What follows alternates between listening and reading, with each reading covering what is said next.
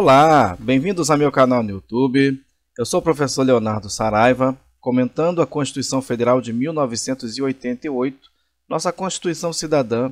Estamos no artigo 102 e vamos finalizar o artigo 102 nesta videoaula. Vamos falar sobre o parágrafo 1º, 2º e 3º do artigo 102 da Constituição Federal. Ainda estamos no tema competência do Supremo Tribunal Federal.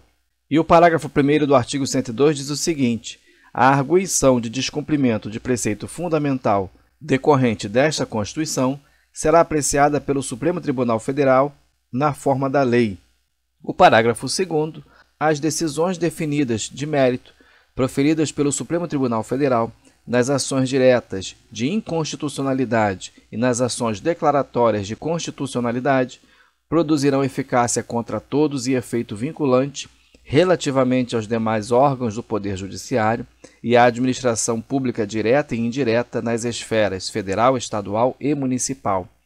E o parágrafo 3º diz: no recurso extraordinário, o recorrente deverá demonstrar a repercussão geral das questões constitucionais discutidas no caso, nos termos da lei, a fim de que o tribunal examine a admissão do recurso, somente podendo recusá-lo pela manifestação de 2/3 de seus membros.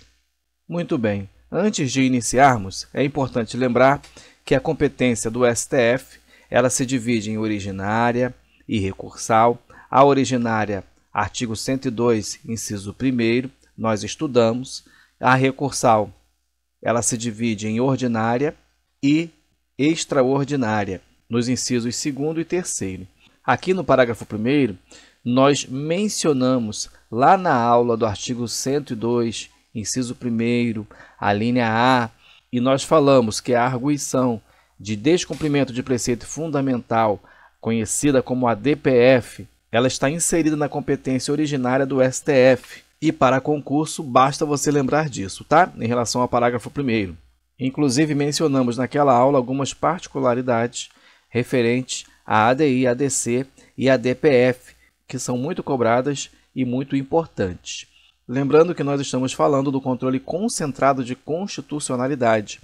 Lá no inciso 1º, a linha A, nós vamos ver o seguinte: compete ao Supremo Tribunal Federal processar e julgar originariamente a ação direta de inconstitucionalidade de lei ou ato normativo federal ou estadual e a ação declaratória de constitucionalidade de lei ou ato normativo federal. E nós incluímos o parágrafo 3º que trata da ADPF.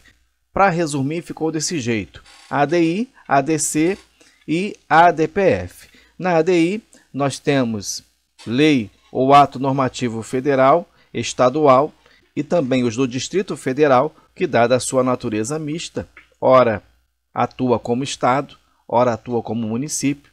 Então, se a sua norma é estadual, também pode ser objeto da ADI. A ADC, ela vai tratar de lei ou normativos federais, e a ADPF, ela vai um pouco mais além.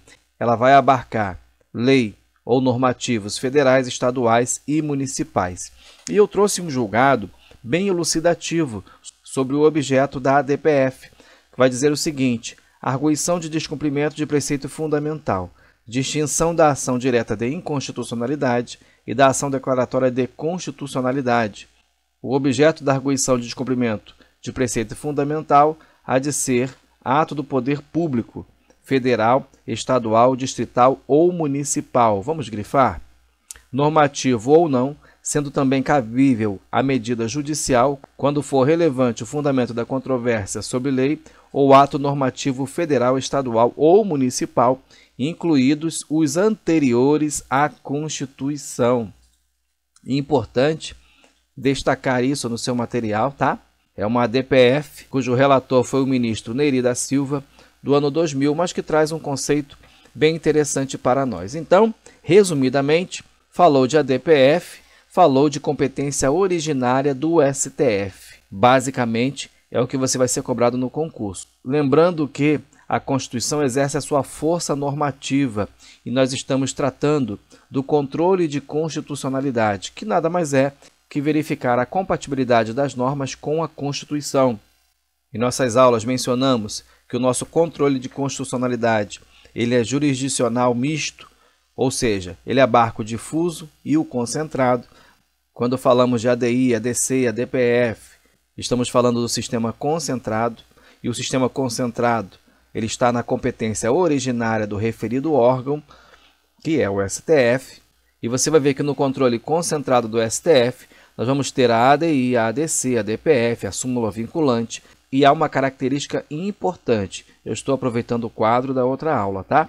Já usamos esse quadro no artigo 5210, já usamos esse quadro no artigo 102, em suas alíneas, e ele é muito importante. Veja que a ADI, a ADC, a ADPF, a súmula vinculante, ela possui eficácia erga omnes, ou seja, para todos. Aqui estamos falando de generalidade, impessoalidade e abstração. E isso nos remete ao parágrafo 2º, que vai dizer o seguinte: as decisões definitivas de mérito, as decisões definitivas de mérito, as cautelares não, tá? As definitivas, quando já está apreciado o mérito, proferidas pelo Supremo Tribunal Federal,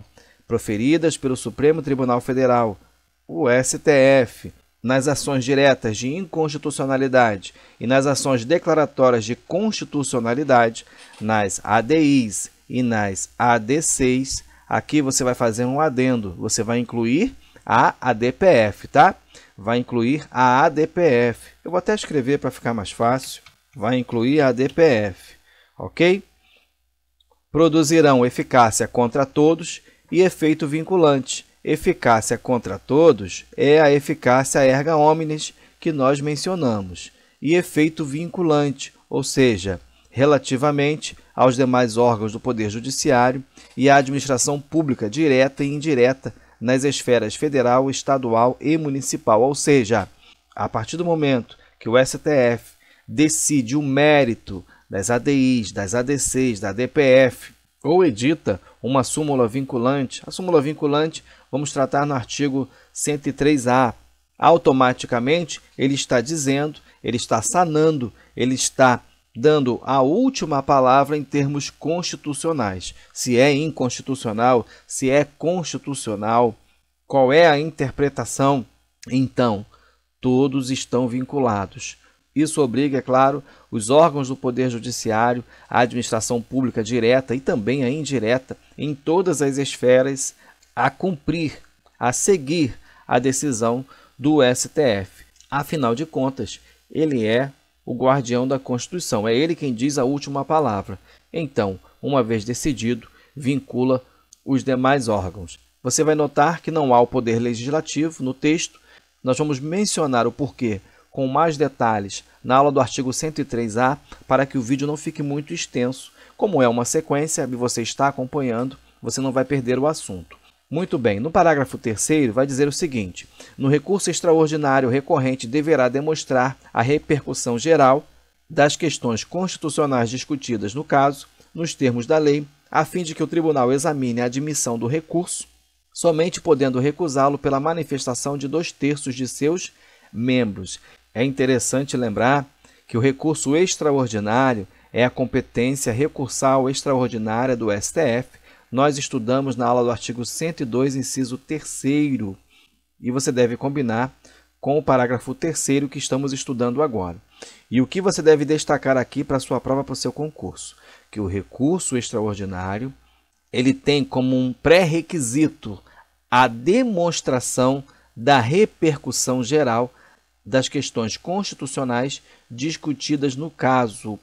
O recorrente tem que demonstrar que aquela questão que está sendo discutida é relevante para toda a sociedade.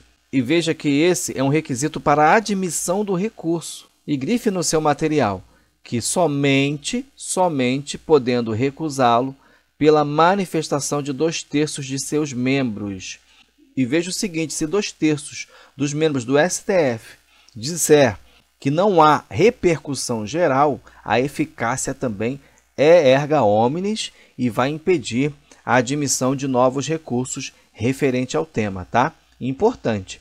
Mas, para que você tenha uma noção melhor sobre a repercussão geral, vamos fazer o seguinte: vamos trazer um texto para você anotar no seu material, que nos informa: a repercussão geral é um requisito de admissibilidade dos recursos que chegam ao Supremo Tribunal Federal, ou seja, o recurso é avaliado quanto ao reconhecimento ou não desse requisito, e caso ele exista, é possível que todos os processos em trâmite nos tribunais do país, com discussões semelhantes, ficarem suspensos, aguardando o julgamento do mérito no STF. Ao ser decidida a causa e definida a tese, ela impactará todos esses processos que ficaram sobrestados e passará a nortear as futuras causas que envolvam o mesmo tema.